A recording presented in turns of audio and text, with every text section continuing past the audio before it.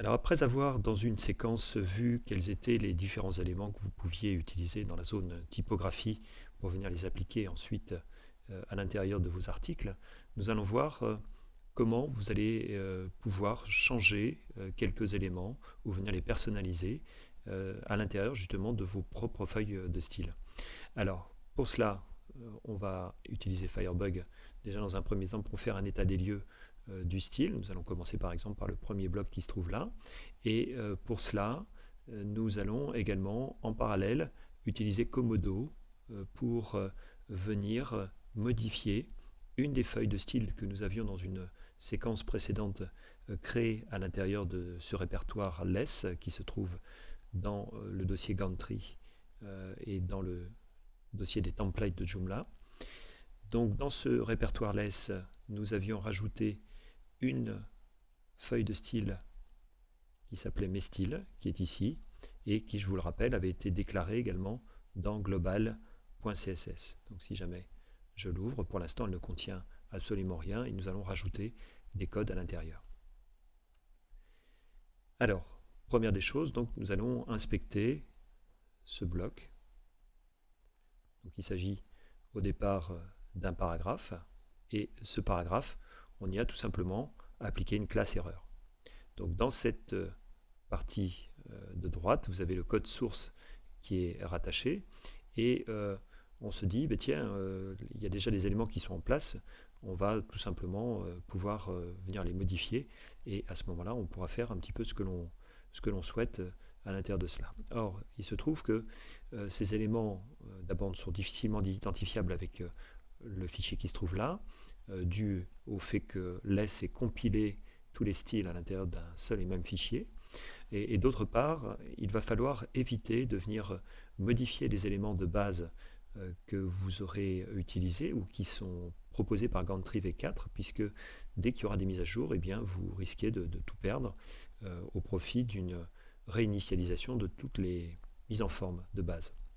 Donc pour cela, eh bien, on va pouvoir appliquer nos propres règles et par exemple venir sélectionner cette classe, je la copie et je vais la poser dans mon propre fichier messtyles.less. Donc si je colle cette partie-là et que je ferme par ce système et que j'enregistre d'abord et que j'actualise,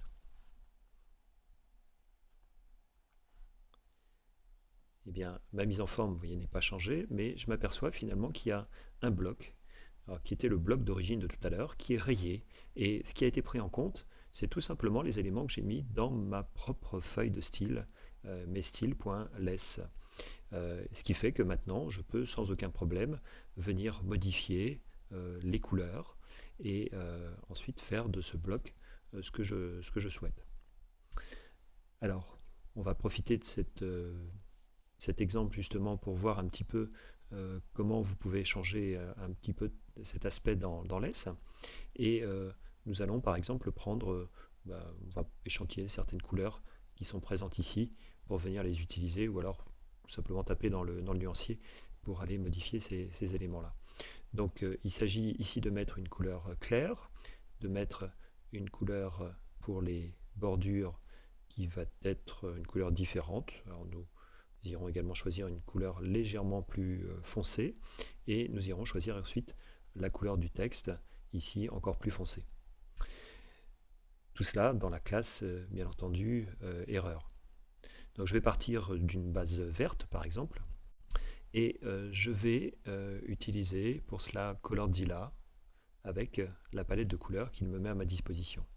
Donc si on part sur des dominantes ici vertes, eh bien je vais prendre dans un premier temps cette référence, le code hexadécimal est ici, nous allons la copier cette référence et nous allons en fait ici non pas l'appliquer directement dans cette zone, mais nous allons utiliser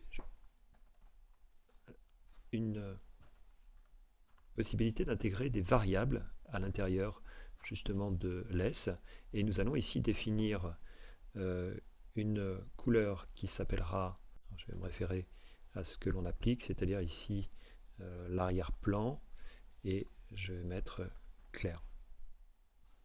Deux points. Je vais ensuite coller mon code hexadécimal, fermer mon code de façon classique comme dans tous les fichiers CSS. Donc ça va être mon arrière-plan clair. Je vais ensuite définir dans un vert un tout petit peu plus foncé, et même un tout petit peu plus d'ailleurs, ma bordure. Donc je copie à nouveau ce code. Là, ça va être, j'ai oublié l'arrobase avant, bordure claire. Alors, je vais pouvoir aussi, ici, préciser qu'il s'agit d'erreurs. Bon, quoique non, nous pouvons le laisser comme ça. Voilà, donc 2 points, et je viens coller le code. Et en dernier lieu, je vais choisir cette fois-ci la couleur de mon texte. Et là, je vais aller chercher un vert un petit peu plus foncé.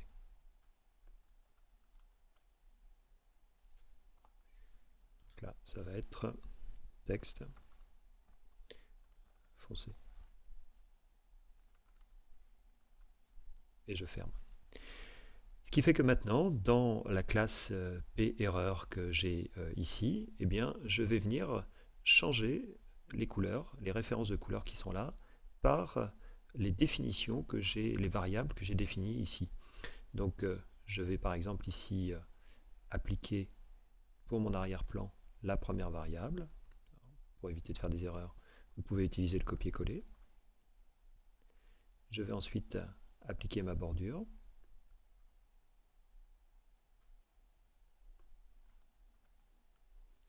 Je vais ensuite appliquer mon texte foncé sur la zone texte. Si j'enregistre, que je ferme ma palette et que j'actualise, vous allez voir que les modifications ont été prises en compte. Donc si cette partie-là, je ne veux pas forcément l'appeler erreur, mais je veux par exemple, alors, il serait mieux d'aller dans la partie ici Komodo, je vais par exemple l'appeler vert, eh bien ce sera pour moi une façon de décliner justement les éléments ici en vert.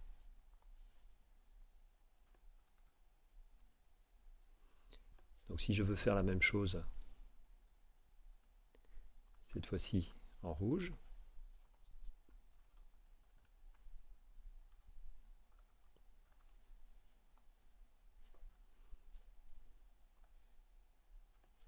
alors je vais peut-être préciser ici justement systématiquement vert, parce que si je mets du rouge après, il y aura une petite confusion qui sera faite, donc je vais la rechanger ici, ici également, et ici. Donc je vais tout simplement, pour gagner un petit peu de temps, copier-coller l'ensemble, changer les verts en rouge.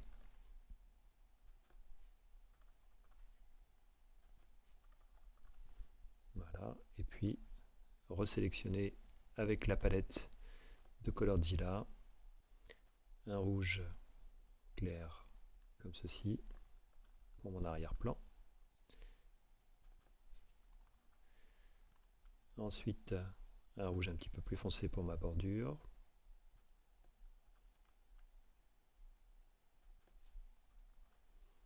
Et une couleur encore plus foncée pour le texte.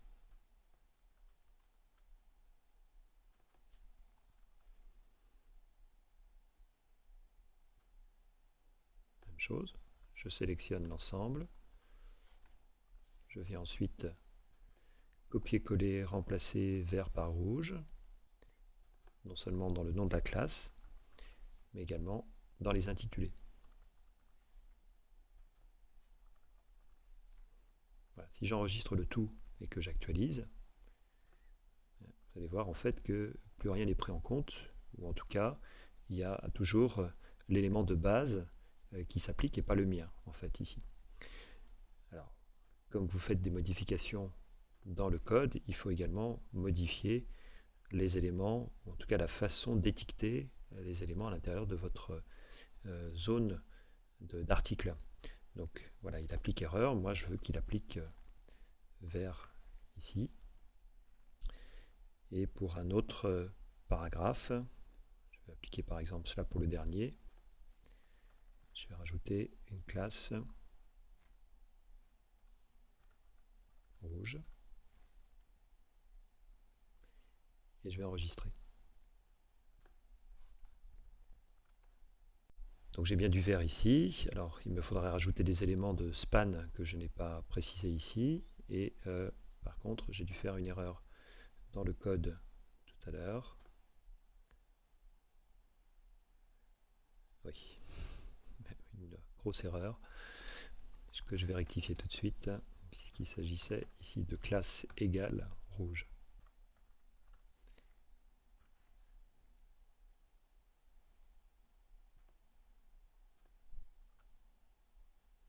Voilà, donc ici j'ai mes deux éléments mis en forme. Alors je n'ai pas de bordures qui sont précisées, je n'ai pas non plus ici de span, donc d'écart entre les bords et mon texte. Mais ceci étant, j'ai déjà, vous voyez, mes couleurs. Et l'autre aspect, c'est que si jamais plus tard je souhaite changer les éléments, les couleurs, si jamais j'ai appliqué cela à plusieurs classes, eh bien je pourrais simplement ici changer les valeurs qui ensuite viendront se mettre à jour un peu partout. Alors ce que je peux préciser ensuite en dessous, c'est de venir par exemple créer une autre variable que je vais appeler ici, alors je vais mettre espace,